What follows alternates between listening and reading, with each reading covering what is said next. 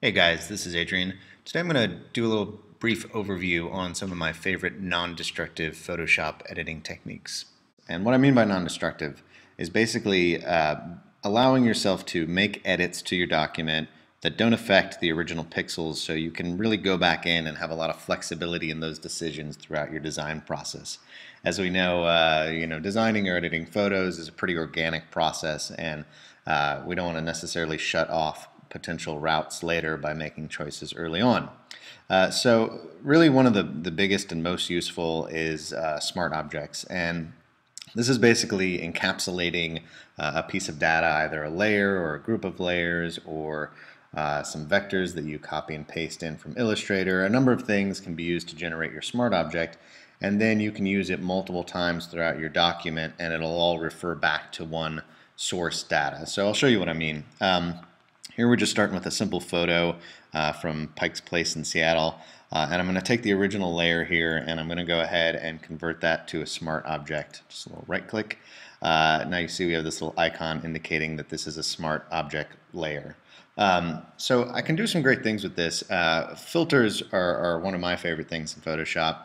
And generally when you just apply a filter to a standard bitmap layer, you alter those pixels permanently, and then if you decide later that you're not happy with that adjustment, you're sort of out of luck. So once you've converted something into a smart object, you can apply not all but a majority of the filters to it. So let's take this photo and let's just try to rough it up, try to give it some age today. So let's start by taking this focus down a little bit with a little bit of blur. So you can see here just standard controls for this filter. Go ahead and set that in. And you can see now below the original layer, it says Smart Filters, and it has my blur here. And I have this little icon that I can double click and go back in, and I can make some adjustments to how the blur is being applied. So this is, very much like your standard layer blend mode controls. So I have the opacity of the filter, and then I have, whether I want it to act as a multiply or any of the normal blending modes. I can also go back into the actual filter itself and change how much it's applied. So here you're starting to see the flexibility inherent in the system, that I can really go in and change these decisions later on. So let's say I'm trying to create sort of the illusion of a shallow depth of field, so a small point of focus within this image. The smart filters also come automatically with a mask. So it's a standard bitmap mask. You can apply any of the tools you would to normally edit a layer mask. So we'll just come in here with a large brush and knock out a bit of this middle area, creating a little plane of higher focus. So now we can see that basically if you ever want to turn a mask on and off, just hold Shift and click it and you'll disable the mask so you can see what it's affecting. So you can see we've sort of created an area of faux focus here. So really these adjustments to the smart object can really give you a lot of power and can really collapse a lot of things that you might have done by, say, duplicating layers in the past or things like that. So in addition to filters, you also have adjustments. Adjustments are great because basically any of the things you would normally find in the image adjustments area, you're now going to be able to apply to these layers. This doesn't apply simply to smart layers. This can apply to any layer, and it can apply to layer stacks or to an individual layer. So let's take a look here. We'll just do a little hue and saturation. So you can see it adds this new adjustment layer. While that layer is selected in my adjustments panel, I'll have my controls that I normally have in the dialog menu when applying an effect to a layer. So let's just take the saturation down a little bit, and maybe just that, a little more yellow in there. So starting to age that nicely. But let's say that I'm not real fond of what that's doing to the fruit and vegetables. So once again, this automatically comes with a mask, so I can just kind of knock out the area that I want to keep unaffected by that adjustment layer, and there you go. Nice thing about the adjustment layers as well is they can affect every layer below them, or they can be coupled with a single layer. And to do that, you simply hold the Option key and position your mouse in between the two layers, and you'll see you get this little icon. And that'll just lock the adjustment layer specifically to only affect that layer. So if we had some transparency in this layer and some layers below it, that hue and saturation wouldn't adjust everything below it. So I think we can see there's a lot of power in smart filters and layer adjustment. But depending on how you've built your Photoshop document, that may present some limitations. So let's say you were doing some photo compositing and you had a bunch of layers and you wanted to apply some filters against all those layers. You start to get limited, and you could potentially group all those layers into a smart object and then apply the filters on that. But sometimes working in smart objects is kind of frustrating because you have to actually, and I'll show you an example here, you actually have to go into the smart object, which opens another document to edit it. Then you have to save your changes to it and then go back to see what the effect is. So there's definitely some limitations to working with these smart objects. So one of the other techniques is just to create additional bitmap layers that apply certain effects or filters. So we'll create a new layer here, and we'll go ahead and fill that layer. And we're going to fill it with a 50% gray, which is a dead neutral, and so this means that sort of anything brighter will affect the lights, and anything darker will affect the darks. So this is a great starting point for a lot of these kind of bitmap layer effects. To this one, I'm just going to go ahead and add some noise. Now, noise is one of those smart filters that you could add to the layer, but seeing as how we're kind of showing how you might apply it to a group of layers or in a more flexible way, sometimes this is a little bit easier of a route. So now I'm going to go ahead and let's just make this overlay. So now I'm getting that nice kind of gritty, aged look, but a little aggressive, so we'll crank that down a bit.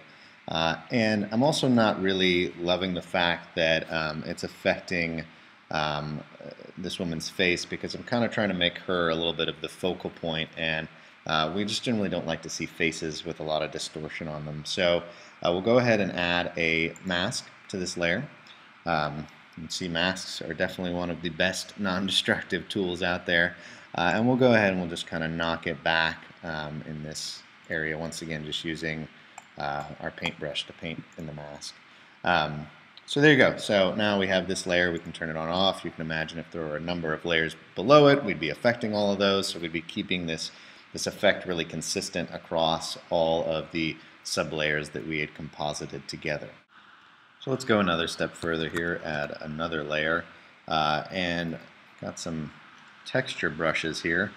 I'll pull up here, and let's just add a little bit more grunge to this guy here. Pick a couple of different brushes here. There we go. So now we got this sort of splatter look going. Obviously pretty aggressive, so we'll go ahead and turn that down a bit.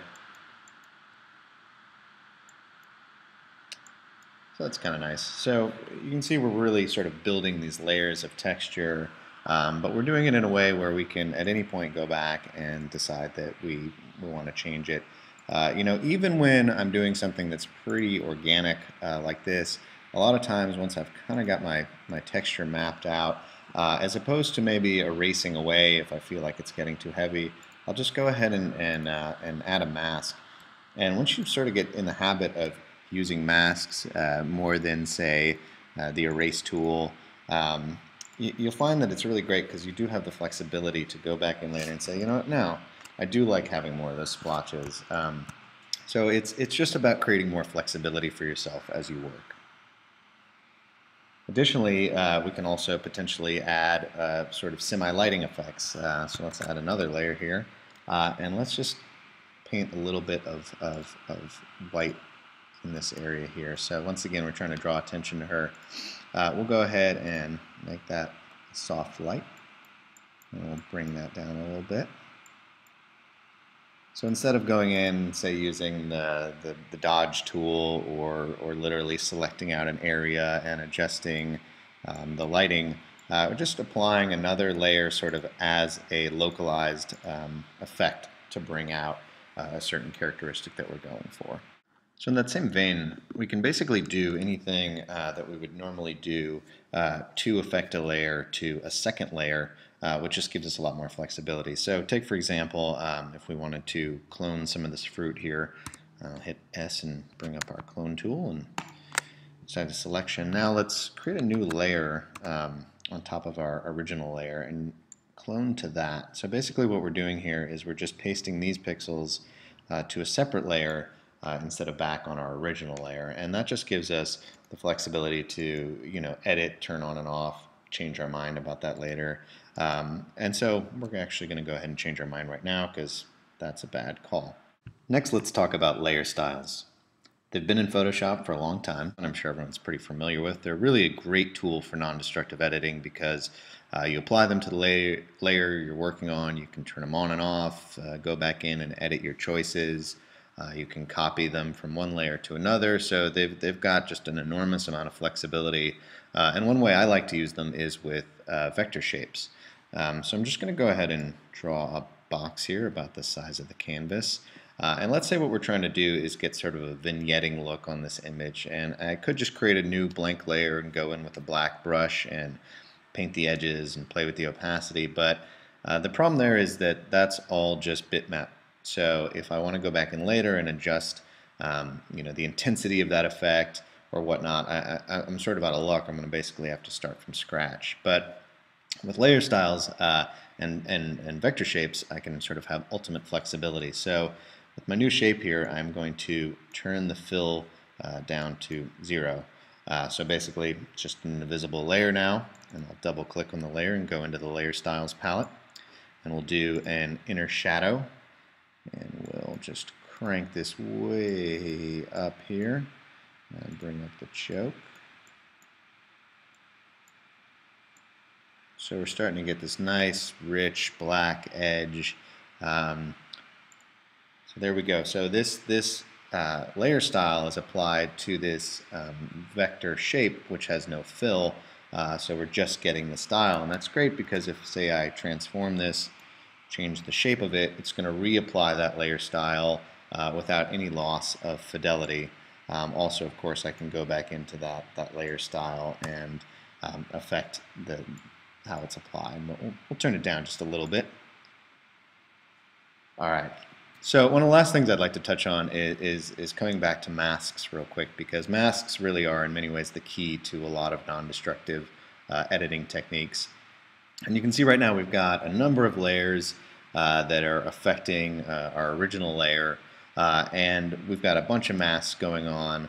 And that's fine, but let's say that we basically wanted to simplify our workflow a little bit. And really, a lot of what we've been doing is saying, okay, let's make the edges real rough, and let's keep the center real clear. So we're kind of doing a common thing over and over again. So we can take all of our layers here, and we can group them up, and then we can apply a mask to the group itself. So here we'll just steal this one from our noise layer from before, and I can even get rid of this one now because it's sort of redundant. And now basically every layer inside of this group, as you can see when I turn it on and off, is being affected by this mask. So that just makes my workflow really easy. Now you see in this one we do still have another mask, so we can layer these masks, and that gives us a lot of control. The last thing, and I'm not sure what a practical application would be in this example, but another thing is that you can also add an additional vector mask to any group or any layer. So you can really get, here, we'll just draw this box real quick, and I'll steal that mask, get rid of this guy. And you can see now we have affecting everything in this group, both this vector mask here as well as this bitmap mask here. So that just gives you another layer of flexibility and power with making choices that you can go back and manipulate and change later on. So really just scratching the surface here on a lot of techniques and a lot of tools in Photoshop. There's 1,000 ways to do any one thing in Photoshop, so I'm hoping the community will chime in with some additional ideas and techniques, tools that they love to use when they're trying to work in a non-destructive way in the comments thread below. All right, thanks.